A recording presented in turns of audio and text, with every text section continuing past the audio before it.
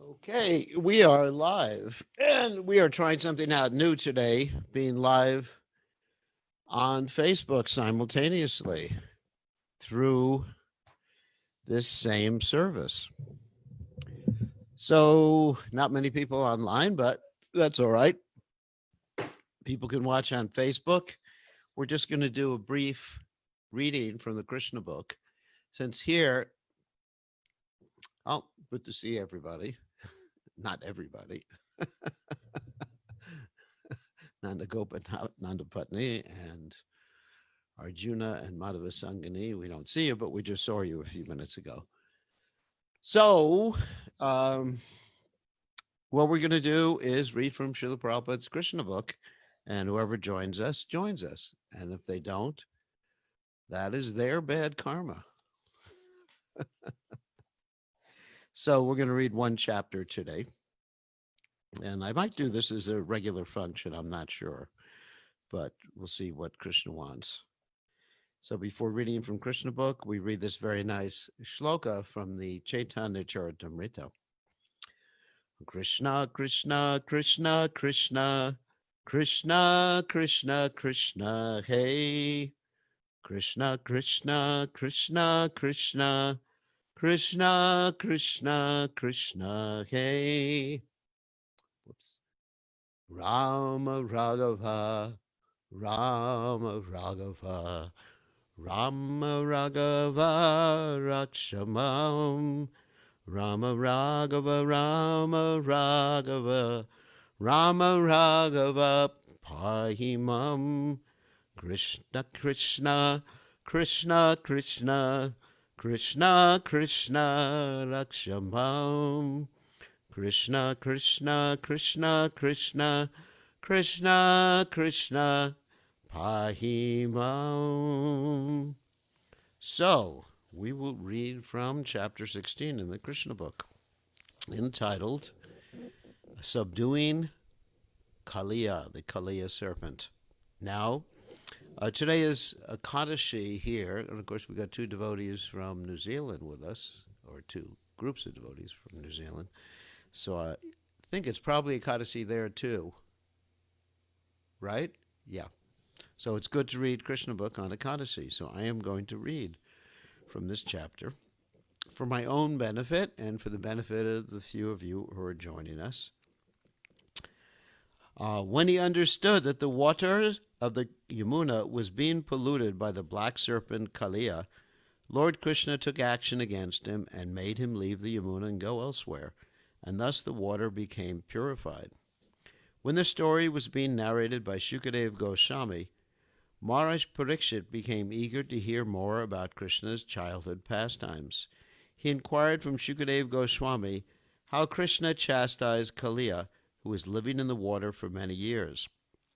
Actually, Maharaj Parikshit was becoming more and more enthusiastic to hear the transcendental pastimes of Krishna, and his inquiry was made with great interest. Shukadev Goswami narrated the story as follows. Within the river Yamuna, there was a great lake, and in that lake, the black serpent Kaliya used to live. Because of his poison, the whole area was so contaminated that it emanated a poisonous vapor 24 hours a day. If a bird happened to even pass over the spot, he would immediately fall down in the water and die. Due to the poisonous effect of the Yamuna's vapors, the trees and grass near the bank of the Yamuna had all dried up. Lord Krishna saw the effect of the great serpent's poison.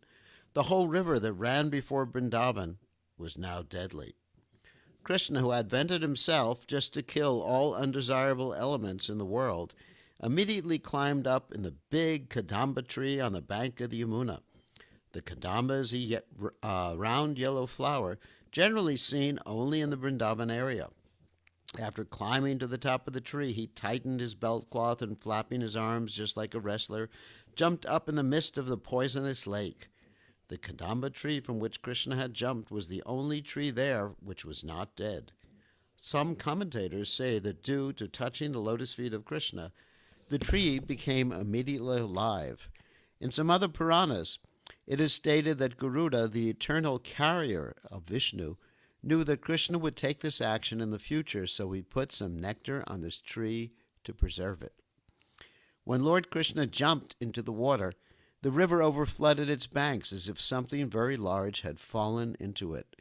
This exhibition of Krishna's strength is not at all uncommon because he is the reservoir of all strength. When Krishna was swimming about, just like a great strong elephant, he made a tumultuous sound which the great black serpent Kaliya could hear. The tumult was intolerable for him, and he could understand that this was an attempt to attack his home. Therefore he immediately came before Krishna. Kaliya saw that Krishna was indeed worth seeing because his body was so beautiful and delicate, its color resembled that of a cloud, and his legs resembled a lotus flower. He was decorated with srivatsa, jewels, and yellow garments. He was smiling with a beautiful face and was playing in the river Jamuna with great strength. But in spite of Krishna's beautiful features, Kaliya felt great anger within his heart, and thus he grabbed Krishna with his mighty coils. Seeing the incredible way in which Krishna was enveloped in the coils of the serpent, the affectionate cowherd boys and the inhabitants of Vrindavan immediately became stunned out of fear. They had dedicated everything to Krishna. Their lives, property, affection, activities, everything was for Krishna. And when they saw him in that condition, they became overwhelmed with fear and fell down on the ground. All the cows, bulls, and small calves became overwhelmed with grief, and they began to look at him with great anxiety. Out of fear, they could only cry in agony and stand erect on the bank, unable to help their beloved Krishna. While this scene was taking place on the bank of the Yamuna, there were ill omens manifest. The earth trembled, meteors fell from the sky, and the bodies of men shivered.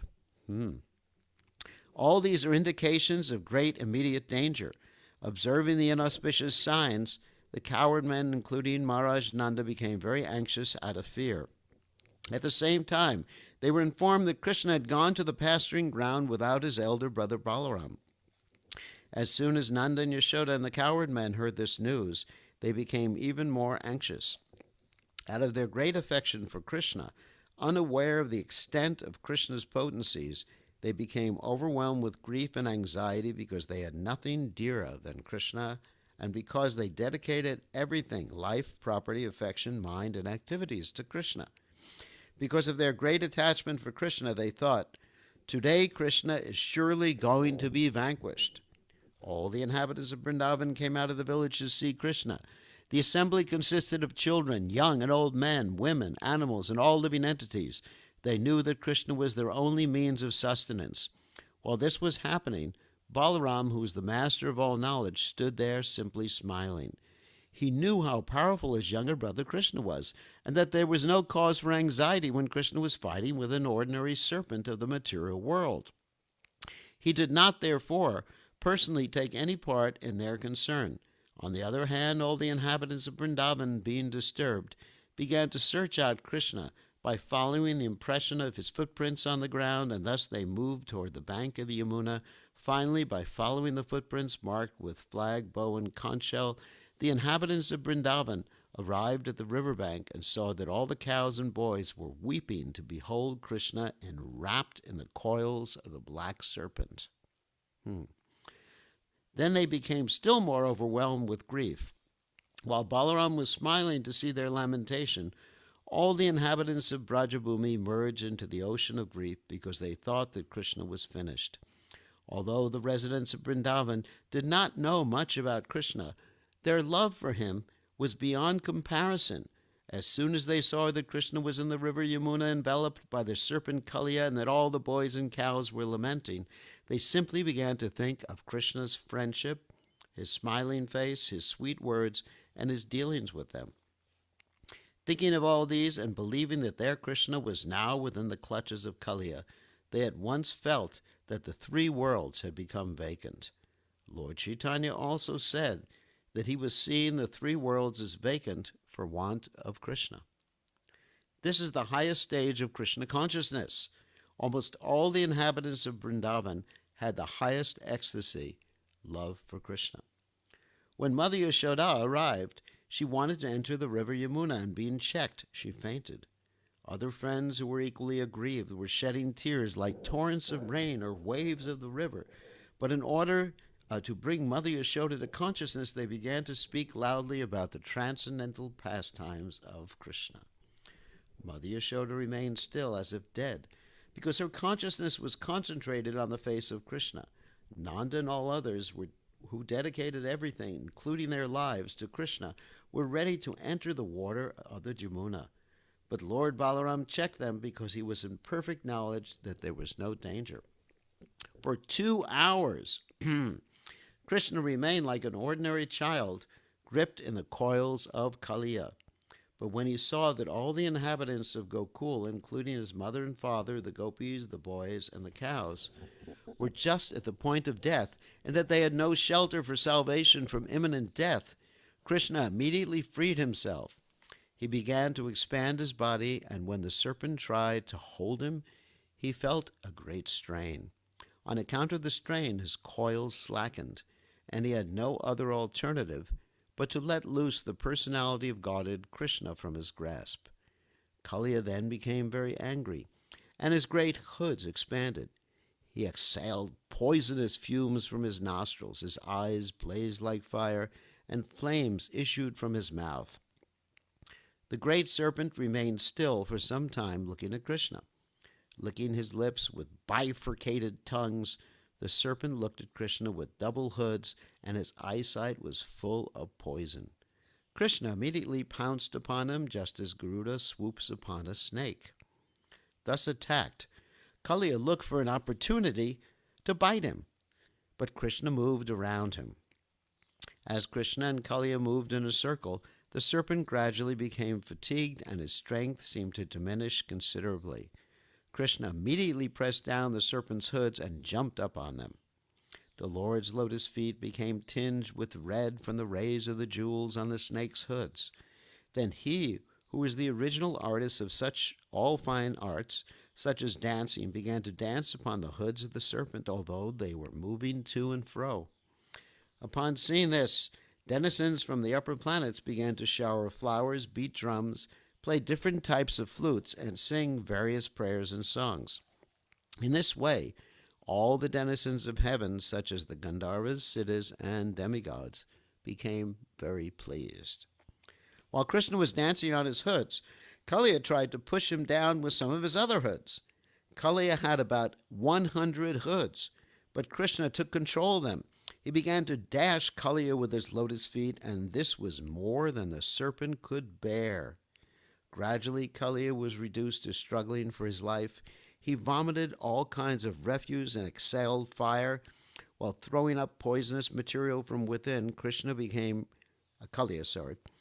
became reduced in his sinful situation. Out of great anger, he began to struggle for existence and tried to raise one of his hoods to kill the Lord. The Lord immediately captured that hood and subdued it by kicking and dancing on it. It actually appeared as if the Supreme Personality of Godhead, Vishnu, was being worshipped. The poisons emanating from the mouth of the serpent appeared to be like flower offerings. Kaliya then began to vomit blood instead of poison. He was completely fatigued. His whole body appeared to be broken by the kicks of the Lord. Within his mind, however, he finally began to understand that Krishna was the Supreme Personality of Godhead, and he began to surrender to him. He realized that Krishna was the Supreme Lord, the master of everything. The wives of the serpent, known as the Nagapatnis, saw that their husband was being subdued by the kicking of the Lord, within whose womb the whole universe remains. Kaliya's wives prepared to worship the Lord, although in their haste their dress, hair, and ornaments became disarrayed. They also surrendered unto the Supreme Lord and began to pray. They appeared before him, putting forth their offspring and anxiously offering respectful obeisances, falling down on the bank of the Yamuna. The Nagapatnis knew that Krishna is the shelter of all surrendered souls, and they desired to release their husband from the impending danger by pleasing the Lord with their prayers. The Nagapatnis began to offer their prayers as follows. O dear Lord, you were equal to everyone. For you, there is no distinction between your sons, friends, or enemies. Therefore, the punishment which you have so kindly offered to Kalia is exactly befitting, O Lord. You have descended especially for the purpose of annihilating all kinds of disturbing elements within the world, and because you are the absolute truth, there's no difference between your mercy and punishment. We think, therefore, that this apparent punishment to Kalia is actually some benediction. We consider that your punishment is your great mercy upon us, because when you punish someone, it is to be understood that the reactions of his sinful activities are eradicated. Uh, It is also already clear that this creature, appearing in the body of a serpent, must have been overburdened with all kinds of sin. Otherwise, how could he have the body of a serpent? Your dancing on his hoods reduces all the sinful results of actions caused by his having the body of a serpent. It is therefore very auspicious that you have become angry and have punished him in this way. We are very astonished to see how you have become so pleased with this serpent, who evidently performed various religious activities in his past lives. Everyone must have been pleased by his undergoing all kinds of penances and austerities, and he must have executed universal welfare activities for all living creatures. The Nagapatnis confirm that one cannot come in contact with Krishna without having executed pious activities in devotional service in his previous lives. As Lord Chaitanya advised in his Shikshashtaka, one has to execute devotional service by humbly chanting the Hare Krishna mantra, thinking oneself lower than the straw in the street, and not expecting honor for himself, but offering all kinds of honor to others. The Nagapatnis were astonished that, although Kalia had the body of a serpent as the result of grievous sinful activity, at the same time he was in contact with the Lord to the extent that the Lord's lotus feet were touching his hoods. Certainly, this was not the ordinary result of pious activities. These two contradictory facts astonished them. Thus they continued to pray. O dear Lord, we are simply astonished to see that he is so fortunate as to have the dust of your lotus feet on his head. This is a fortune sought after by great saintly persons. Even the goddess of fortune underwent severe austerities just to have the blessing of the dust of your lotus feet. So how is it that Kalia is so easily getting this dust on his head? We have heard from authoritative sources that those who are blessed with the dust of your lotus feet do not care even for the highest post within this universe, namely the post of Lord Brahma, or the kingship of heavenly planets, or the sovereignty of this planet. Nor does such person desire to rule the planets above this earth, such as Siddhaloka, nor do they aspire for the mystic powers achieved by the yoga process. Nor do the pure devotees aspire for liberation by becoming one with you. My Lord, although he is born in a species of life which is fostered by the most abominable modes of material nature, accompanied with a quality of anger, this king of the serpents has achieved something very, very rare. Living entities who are wandering within this universe and getting different species of life can very easily achieve the greatest benediction only by your mercy. It is also confirmed in the Chaitanya Charitamrita that the living entities are wandering within this universe in various species of life, but by the mercy of Krishna and the spiritual master, they can get the seed of devotional service, and thus their path of liberation can be cleared. We therefore offer our respectful obeisances unto you, the Nagapatnis continued, our dear Lord, because you are the supreme person. You are living as the supersoul within every living entity. Although you are transcendental to the cosmic manifestation, everything is resting in you. You are the personified, indefatigable, eternal time. The entire time force is existing in you, and you are therefore the seer and the embodiment of total time in the shape of past, present, and future, month, day, hour, moment, everything. In other words, O Lord, You can see perfectly all the activities happening in every moment, in every hour, in every day, every year, past, present, and future. You are yourself the universal form, and yet you are different from this universe. You are simultaneously one and different from this universe. We therefore offer our respectful obeisances unto you. You are yourself the whole universe, and yet you are the creator of the whole universe. You are the superintendent and maintainer of this whole universe, and you are its original cause. Although you are present within this universe by your three qualitative incarnations, Brahma, Vishnu, and Maheshwara, you are transcendental to the material creation. Although you are the cause of the appearance of all kinds of living entities, their senses, their lives, their minds, their intelligence, you are to be realized by your internal energy. Let us therefore offer our respectful obeisances unto you, who are unlimited, finer than the finest, the center of all creation, and knower of everything. Different varieties of philosophical speculators try to reach you. You are the ultimate goal of all philosophical efforts, and you are actually described by all philosophies and by different kinds of doctrines. Let us offer our respectful obeisances unto you, because you are the origin of all scripture and the source of knowledge.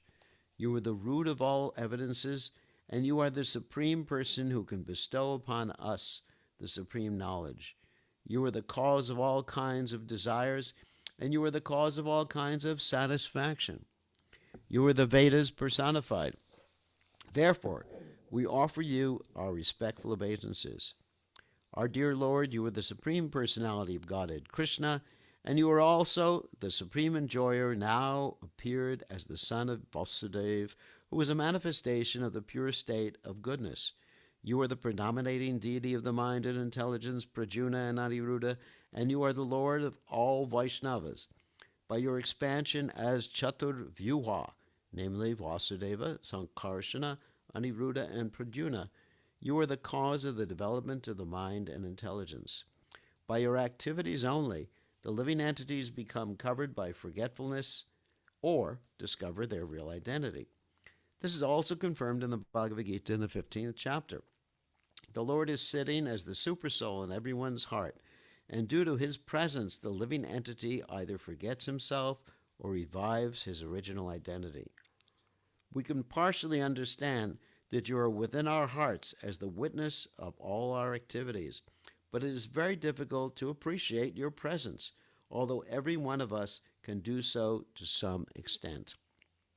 You are the supreme controller of both the material and spiritual energies. Therefore, you are the supreme leader, although you are different from this cosmic manifestation. You are the witness and creator and the very ingredient of this cosmic manifestation. We therefore offer our respectful obeisances unto you. Our dear Lord, in the matter of creating this cosmic manifestation, personally you have nothing to exert. By expanding your different kinds of energy, namely the mode of goodness, the mode of passion, and the mode of ignorance, you can create, maintain, and annihilate this cosmic manifestation. As the controller of the entire time force, you can simply glance over this material energy, create this universe, and energize the different forces of material nature which are acting differently in different creatures. No one can estimate, therefore, how your activities are going on within this world. Our dear Lord, although you have expanded into three principal deities of this universe, namely Lord Brahma, Lord Vishnu, and Lord Shiva, creation, maintenance, and destruction, your appearance as Lord Vishnu is actually for the benediction of living creatures. Therefore, for those who are actually peaceful and who are aspiring after the supreme peace, worship of your peaceful appearance as Lord Vishnu is recommended. O Lord, we're submitting our prayers unto you. You can appreciate that this poor serpent is going to give up his life. You know that for us women, our lives and everything are our husbands. Therefore, we are praying unto you that you kindly excuse Kaliya, our husband, because if this serpent dies, then we shall be in great difficulty. Looking upon us only, please excuse this great offender. Our dear Lord, every living creature is your offspring, and you maintain everyone. This serpent is also your offspring, and you can excuse him although he has offended you, undoubtedly without knowing your potency. We are praying that he may be excused for this time. Our dear Lord, we are offering our loving service unto you because we are all eternal servitors of your Lordship. You can order us and ask us to do whatever you please. Every living being can be relieved from all kinds of despair if he agrees to abide by your orders. After the Nagapatnis submitted their prayers, Lord Krishna released Kaliya from his punishment. Kaliya was already unconscious from being struck by the Lord. Upon regaining consciousness and being released from the punishment, Kaliya got back his life force and the working power of his senses. With folded hands, he humbly began to pray to the Supreme Lord Krishna. My dear Lord, I have been born in such a species that by nature I am angry and envious, being in the darkest region of the mode of ignorance. Your Lordship knows well that it is very difficult to give up one's natural instincts, although by such instincts the living creature transmigrates from one body to another. It is also confirmed in the Bhagavad Gita that it is very difficult to get out of the clutches of material nature, but if anyone surrenders unto the Supreme Personality of Godhead Krishna, the modes of material nature can no longer act on him. My dear Lord, Kaliya continued, you are therefore the original creator of all kinds of modes of material nature by which the universe is created. You are the cause of the different kinds of mentality possessed by living creatures, by which they have obtained different varieties of bodies. My dear Lord, I am born as a serpent, therefore by natural instinct I am very angry. How then is it possible to give up my acquired nature without your mercy? It is very difficult to get out of the clutches of your Maya. By your Maya we remain enslaved. My dear Lord, kindly excuse me for my inevitable material tendencies. Now you can punish me or save me as you desire. On hearing this, the Supreme Personality of Godhead, who was acting as a small human child, ordered the serpent thus: you must immediately leave this place and go to the ocean. Leave without delay. You can take with you all your offspring, wives, and everything that you possess. Don't pollute the waters of the Yamuna. Let it be drunk by my cows and cowherd boys without hindrance. The Lord then declared that the order given to the Kaliya snake be recited and heard by everyone so that no one need fear Kaliya any longer. Anyone who hears the narration of the Kaliya serpent and his punishment will need fear no more the envious activities of snakes. The Lord also declared, if one takes a bath in the Kaliya lake where my cowherd boyfriends and I have bathed, or if one, fasting for a day, offers oblations to the forefathers from the water of this lake, he will be relieved from all kinds of sinful reaction. The Lord also assured Kaliya, you came here out of fear of Garuda, who wanted to eat you in the beautiful land by the ocean. Now, after seeing the marks where I have touched your head with my lotus feet, Garuda will not disturb you.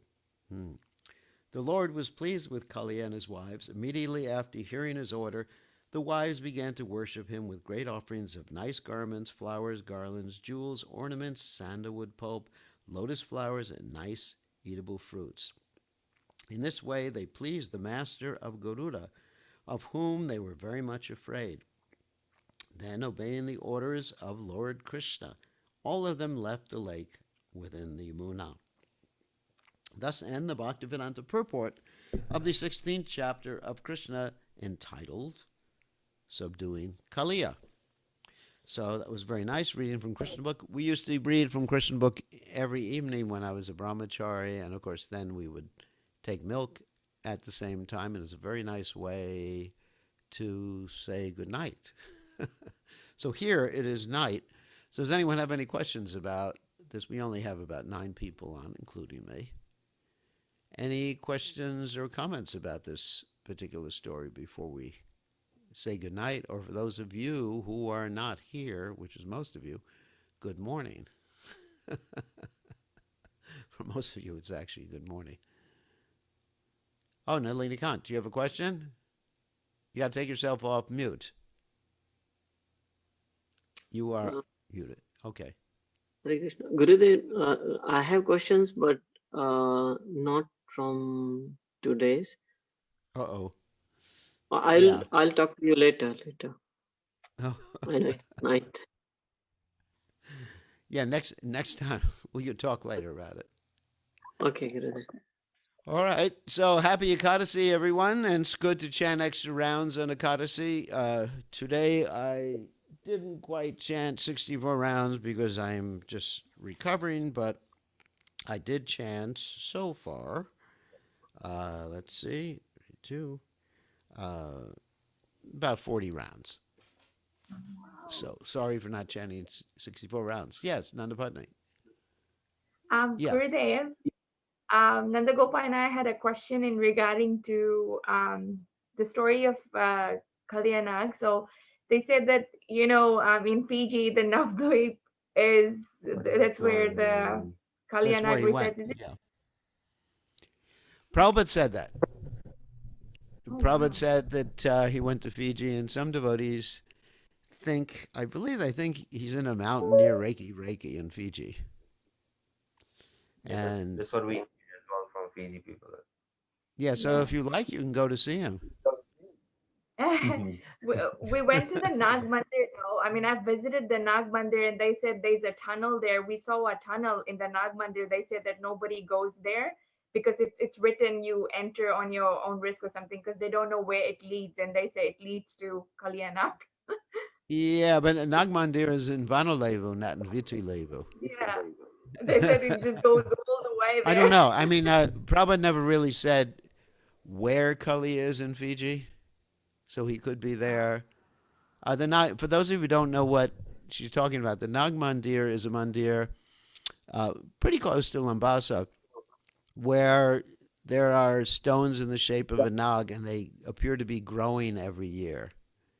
And they have pictures of how the nag, or snake, for those of you who don't know what that is, was this size and this size. They had to make the roof higher and higher and higher. And I don't know. Maybe not. You'll have to go and please Krishna and Kali to find out. But actually, if you hear about Kaliya and hear about Krishna from Srimad Bhagavatam given to us by His Divine Grace Srila Prabhupada or the pure servants of Srila Prabhupada, then you'll actually be able to see in your heart of hearts Krishna and Kaliya. This pastime will manifest in your spiritual vision. Okay, I guess Gurudev, that's it. Well, yes, Lady God. Why Hare aren't you Krishna. wearing a mask? I'm at home today. We got to protect your family. Okay, Gurudev. Oh my God. Yeah, so what's the question? Gurudev, so Kalia Nag is, did he get benediction that he will be staying on this earth planet perpetually, or? Not necessarily perpetually, but, a long time. I mean, it's been over 5,000 years, so it's a pretty long time so far. But I don't remember reading anything that he would be Chiranjeev, like living Ashwatthama or like Ashwatam. Well, Ashwatam, that's a bad case there. okay. Ashwatam was cursed by Krishna to smell so badly that nobody would go near him for 5,000 years. So I think Kaliya got a better benediction than Ashwatam did. Okay. Okay, we're going to end now. Hare Krishna Uh Maharaj. oh, I was going to. I just want to ask if maybe for the next class, if you can elaborate more on Hamsa Avatar and Hagriva Avatar, because we hardly knew about these two avatar of Lord Vishnu. Hamsa Avatar. Well, we'll see. We're still working on the Bhagavad Gita. Remember, we said we were working on the 16th chapter of the Bhagavad Gita, and we only got up to about a few of the qualities of the saints so far. So what? Maybe when we finish that portion, we can talk about Hamsa Avatar or Hayagriva. There's not much mention in the Bhagavatam about Hamsa Avatar and Hayagriva. There's some mention there. Hayagriva means, of course, the horse-headed incarnation of the Lord. Also, the word Hayagriva was used in relationship to a demon who stole the Vedas at one point. It just means someone with a horse head, Hayagriva. Just like your friend Dasagriva, you remember him? He had 10 heads. You don't know Dasagriva? No? You don't know the Ramayan? I'm embarrassed. So Dasa means 10, Griva, heads. So who has 10 heads in the Ramayan? Does anyone know? Ravan. Oh, good. Finally. Robin. Robin, your friend and mine, Robin. So anyway, so happy Ekadashi. I got a lot of things to do right now. We just got off. We had another conference right before this one. And we'll see everybody in the next day or two. Actually, tomorrow at 5 o'clock Eastern Standard Time in the United States, which is 9 o'clock. I believe it's 9 o'clock. Yeah, 9 o'clock in New Zealand and Fiji. We have our Sunday feast class, which is given online because we can't have people coming to the temple for the Sunday feast. And we will have virtual prasadam for everybody. Vegan prasadam. I'm sorry to disappoint you. Online. And it's not fattening either. So anyway, so that'll be tomorrow. And for those of you in Australia, nobody here from Australia, it'll be at 7 o'clock in the morning. That's a Sunday feast. I guess you call lecture, class, discussion, whatever, here in the United States. Okay, all glorious to Srila Prabhupada. Srila Prabhupada Ki Jai.